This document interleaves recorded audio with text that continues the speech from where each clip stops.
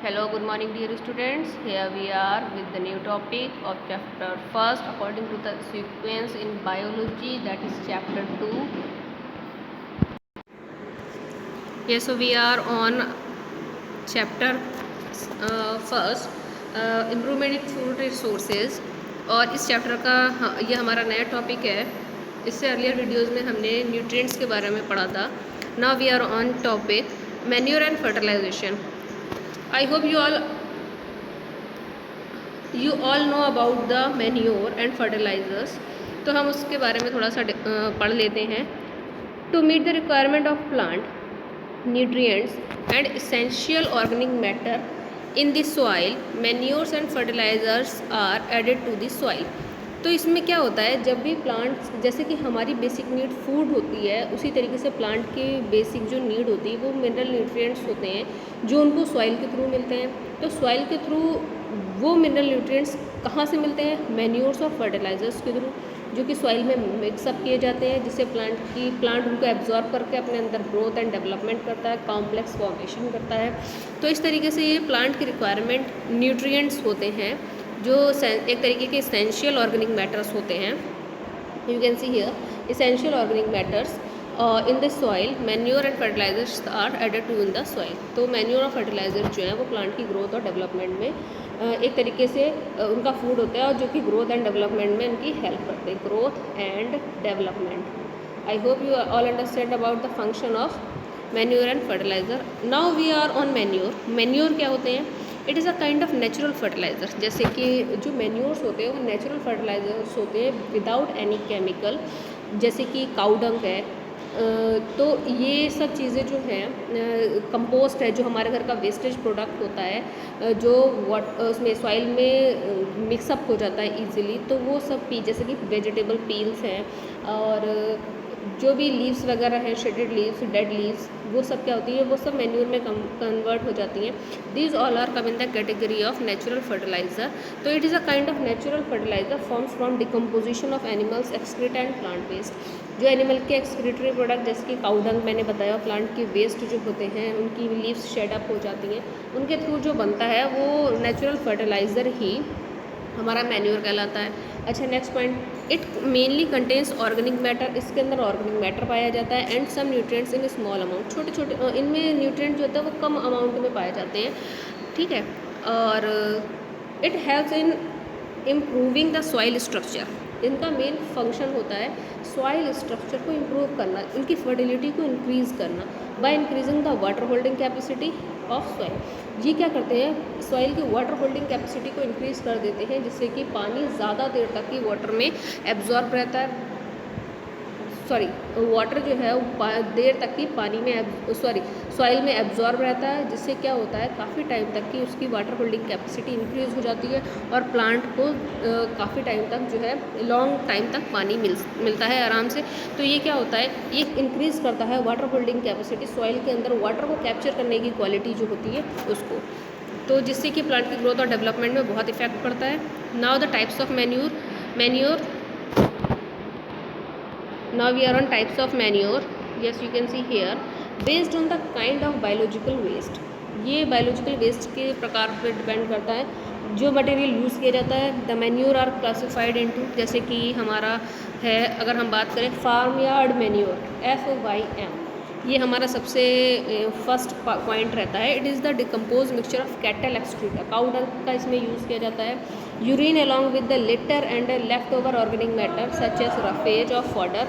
तो ये सब गंदगी जो होती है इसमें वो सब इसमें मिक्सअप कर देता है.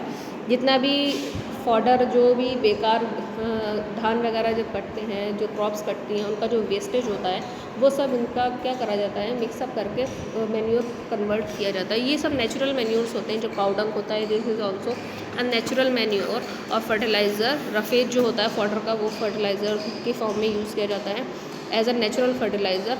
मैन्योर जो है वो हमारा नेचुरल फर्टिलाइज़र होता है.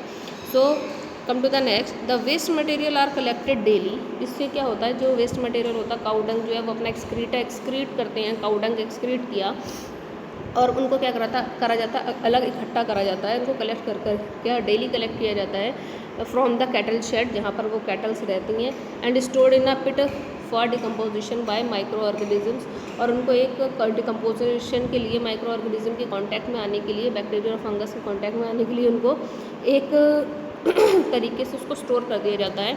It contains highly nitrogen, phosphorus and potassium. इनमें जो क्वालिटी पाई जाती है जो प्लांट्स के लिए बहुत ही ज़्यादा नीडेड रहती हैं, जो कि नाइट्रोजन, फॉस्फोरस और पोटेशियम होता है, जो प्लांट को ग्रोथ, डेवलपमेंट और मैकेनिकल स्ट्रेंथ प्रोवाइड करता है। तो ये इसका मेन फंक्शन था। Now come to the next, the second one is the compost. Compost क्या था? It is a mixture of decomposed organic matter derived from garbage, जो हमारे घर से निकलता है, कूड़ा कबाड़ा जैसे कि पेपर वगैरह, ये डिकम्पोज हो जाते हैं सॉइल में ईजिली। सीवेज है, वेजिटेबल वेस्ट है। द मिक्सचर डिकम्पोज इन पिट्स, इनमें क्या कराता है, इनको डिकम्पोज करा जाता है गड्ढों में, and the process is known as composting. ये एक प्रोसेस है हमारी मैन्योर फॉर्मेशन की। Now the next is vermicompost. इसमें अर्थवॉर्म का यूज़ किया जाता है। The degradation of organic waste through the consumption by the earthworm is called vermicomposting. इसमें क्या करता है, अर्थवॉर्म को सॉइल में पाला जाता है या फिर वो नेचुरली आ जाते हैं, इसलिए इन्हें फ्रेंड ऑफ फार्मर कहा जाता है। क्यों? क्योंकि ये क्या करते हैं, डिगिंग करते हैं, अपने होल्स बनाते हैं रहने के लिए, जिससे कि नीचे की सॉइल की लेयर जो है वो ऊपर साइड कन्वर्ट हो जाती है, और ऊपर आने के बाद उसकी फर्टिलिटी जो है वो इंक्रीज़ हो जाती है। इसीलिए क्या होता है, वर्मी फॉर्म कंपोस्ट में वर्मी फॉर्म का बहुत ही ज़्यादा, अर्थवॉर्म का बहुत यूज़ होता है। Earthworm use in vermi form compositing are Dichogaster, bolaui and Drawida willsi. तो ये इनमें जो ये इनके नाम हैं अर्थवॉर्म के, बहुत ही ज़्यादा यूजेस मतलब यूज़फुल रहता है। Now the next is green manure. What is green manure? Green manure is, it is prepared by cultivating fast growing green manure crop like sunhemp, horse gram, guar, cowpea before sowing of seeds. इसमें जो crop plants होते हैं उनका जो wastage रहता है, green जो greenish चीज़ें होती हैं उनको कंपोस्ट कर दिया जाता है, हरी हरी चीज़ें, और उनका कलेक्ट करके उनको काफ़ी दिनों तक कंपोस्ट किया जाता है, और उससे ग्रीन मैन्योर तैयार की जाती है। Okay, now come to the next, green pea before sowing of seeds. The first growing crop is then ploughed back under the soil. और इसमें क्या करा जाता है, जो फास्ट ग्रोइंग क्रॉप्स हैं उनको फ्लो कर दिया जाता है सॉइल के अंदर। Green manure enriches the soil. इससे ग्रीन मैन्योर के अंदर क्या क्वालिटीज़ होती हैं, ये सॉइल की नाइट्रोजन की क्वालिटी को बढ़ाता है, phosphorus as well as organic matter, and provide protection against erosion and leaching. तो ये इरोजन, सॉइल इरोजन को रोकता है, वाटर होल्डिंग कैपेसिटी इंक्रीज कर देता है, जिससे कि सॉइल की जो फर्टिलिटी लेयर होती है, फर्टाइल लेयर होती है, वो एक जगह से दूसरी जगह नहीं जा पाती है। और जब एक जगह से दूसरी जगह नहीं जा पाती है, वाटर होल्डिंग कैपेसिटी अच्छी रहती है, तो क्या होता है, उसके अंदर फर्टिलिटी अपने आप की बहुत ही ज़्यादा डेवलप हो जाती है और प्लांट्स अच्छे ग्रोथ करते हैं। Now come to the next, that is fertiliser. What is fertiliser? अभी हमने मैन्योर के बारे में पढ़ा, इसके यूजेस पढ़े, टाइप्स ऑफ मैन्योर्स पढ़ा, उनके फॉर्मेशन कैसे होता है वो पढ़ा। Now we are on fertiliser. अच्छा, फर्टिलाइज़र जो होते हैं वो केमिकली मैन्युफैक्चर्ड होते हैं, केमिकल के थ्रू बनाए जाते हैं, फैक्ट्रीज में बनाए जाते हैं, जो कि हाईली रिच होते हैं। अच्छा, जो हमारे मैन्योर्स होते हैं, जो हमारे मैन्योर होता है वो हमारा हाईली रिच नहीं होता है, वो क्योंकि नेचुरली फॉर्म में वो कन्वर्ट होता है। मगर ये जो हमारे फर्टिलाइज़र्स हैं जो फैक्ट्रीज़ में बनाए जाते हैं, तो ये हाईली रिच इन न्यूट्रिएंट्स होते हैं, जैसे कि नाइट्रोजन इनके अंदर बहुत ही ज़्यादा क्वांटिटी में पाया जाता है, फॉस्फोरस और पोटेशियम, ये सभी चीज़ें इसमें बहुत पाई जाती हैं। तो इससे कि नाइट्रोजन जो बॉडी की ग्रोथ, प्लांट की बॉडी ग्रोथ में डेवलप करता है, फॉस्फोरस जो उसकी स्ट्रेंथ प्रोवाइड करता है, पोटेशियम जो इसमें फोटोसिंथेसिस की प्रोसेस में हेल्प करता है। तो आप इसके थ्रू जान सकते हैं कि प्लांट की बेटर ग्रोथ एंड डेवलपमेंट के लिए ये मेथड अप्लाई किया जाता है। Now the next is, they provide large amount of nutrients and thus ensure better growth of plants. जो कि मैंने आपको बताया, इनके थ्रू ग्रोथ प्लांट की जो है वो बहुत ही बेटर होती है। Excessive use of fertiliser for long, ज़्यादा अगर आप यूज़ करते हैं फर्टिलाइज़र्स, क्योंकि ये केमिकल नेचर होता है इनका, ज़्यादा आप प्लांट्स पर अप्लाई करेंगे तो क्या होगा, प्लांट डैमेज हो जाएंगे, बहुत ही ख़राब आपको इनकी कंडीशंस दिखाई देंगी, डैमेज कर देगा सॉइल की फर्टिलिटी को भी, और जो है प्लांट्स को भी डैमेज करेगा, और हम जब उनको ईट करेंगे तो हमारी बॉडी पर भी बहुत ही इफेक्ट कॉज करता है। Now come to the next, the methods. Yes, the what is irrigation. Irrigation क्या होता है? The process of supplying water to crops, ये भी इंपॉर्टेंट टॉपिक है इसमें। तो इरिगेशन क्या होता है? जब हम वाटर सप्लाई करते हैं क्रॉप्स की अच्छी ग्रोथ, डेवलपमेंट और बेटरमेंट के लिए through human efforts by means of canal, wells, reservoirs, tubewells etcetera is known as irrigation. तो हम ह्यूमन एफर्ट्स के लिए के थ्रू जो होता है, जो उसमें कुएं से पानी, कैनाल्स का अरेंजमेंट किया जाता है, वेल्स का, ट्यूबवेल्स लगाए जाते हैं, that is known as the irrigation. जब सिंचाई की जाती है, पानी को लगाया जाता है प्रॉपर मैनर में, प्लांट्स को पहुंचाना। अच्छा, इसमें आगे देखते हैं। Most agriculture in India is dependent on timely monsoon and sufficient rainfall. Agriculture ज़्यादातर इन टाइम पे किया जाता है इंडिया में जब पानी ज़्यादा अमाउंट में हो, जैसे कि एग्रीकल्चर टाइम जब होता है जब बारिश उनको अवेलेबल पानी ईजिली हो जाए बारिश के टाइम पर, तभी उनमें क्रॉप्स वगैरह इंडिया में ज़्यादा लगाई जाती हैं, सफिशिएंट रेनफॉल स्प्रेड हो सके। Growing season, however the extra water required by crop is met through irrigation. तो जब ज़्यादा इस टाइम पर लगाई जाती है क्रॉप्स जिनको इजीली पानी मिल जाए जब सीज़न के थ्रू, मगर जब पानी की कमी होती है तब इरिगेशन के थ्रू उनको आर्टिफिशियली प्रोवाइड किया जाता है प्लांट्स को, उनकी ग्रोथ और डेवलपमेंट के लिए। Now source of irrigation, sources क्या होते हैं इरिगेशन के, क्या क्या सोर्सेज होते हैं? सब most commonly used sources of irrigation R S follows, इसमें हम देख लेते हैं नेक्स्ट पेज पे। तो इसके लिए वेल्स का अरेंजमेंट किया जाता है, कैनाल सिस्टम का अरेंजमेंट किया जाता है, रिवर लिफ्ट सिस्टम का किया जाता है, रेन वाटर हार्वेस्टिंग का किया जाता है, वाटर शेड मैनेजमेंट का किया जाता है। ओके, तो हम इनको कंप्लीट करके फिर इनके क्वेश्चंस पर आते हैं। तो सोर्सेज ऑफ इरिगेशन जो सोर्सेज ऑफ इरिगेशन है वो क्या होते हैं? सबसे पहले वेल्स का अरेंजमेंट किया जाता है। ये आपने देखा कि ह्यूमन एफर्ट्स के थ्रू ये काम किया जाता है इरिगेशन का, पानी को प्रोवाइड करना ताकि पानी की कमी की वजह से प्लांट की ग्रोथ और डेवलपमेंट रुके ना। तो इसमें वेल्स का यूज़ क्यों किया जाता है? These are of two types of dug wells where water is collected from water bearing strata through bullock operated devices or by pump and tubes well where water is collected from underground through diesel और electricity. अच्छा, इसमें दो तरीके के Wales का use किया जाता है। एक जहाँ गड्ढा बना करके पानी को कलेक्ट कर लिया जाता है, दूसरा क्या किया जाता है कि पंप, जनरेटर के थ्रू पंप्स लगाए जाते हैं और उनसे ट्यूबवेल्स के थ्रू पानी को, इलेक्ट्रिसिटी के थ्रू पानी को उसको प्रोवाइड किया जाता है, पानी नीचे से खींचा जाता है लैंड के अंदर से। तो ये हमारे वेल्स की प्रोसेस हो गई। कैनाल सिस्टम अच्छा क्या होता है? Water from the main river of reservoir is carried by canal. Canals के थ्रू पानी को लिया जाता है, रिवर से कनेक्ट करके उनको पानी का अरेंजमेंट किया जाता है।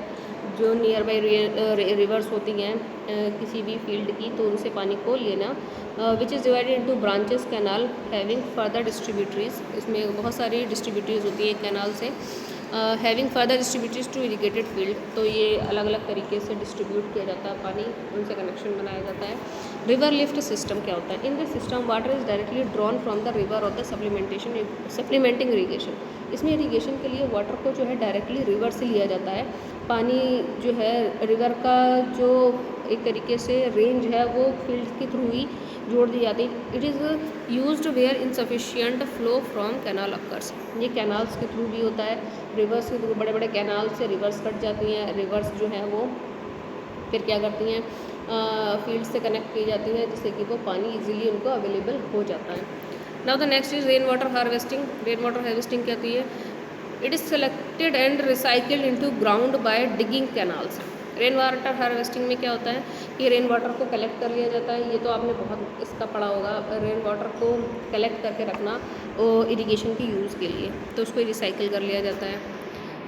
Now the last is watershed management. What is watershed management? It is a small check dam are built up in watershed areas to increase percolation of water into ground, reduce flow of rainwater to prevent soil erosion. अच्छा, इसमें क्या होता है?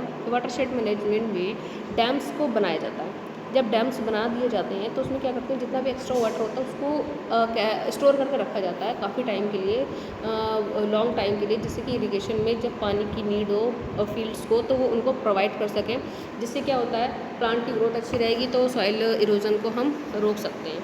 तो इस तरीके से क्या किया जाता है, वाटरशेड मैनेजमेंट में सॉइल की फर्टिलिटी को डिक्रीज़ होने से भी बचाया जाता है। तो आई hope you all understand about these topics terms.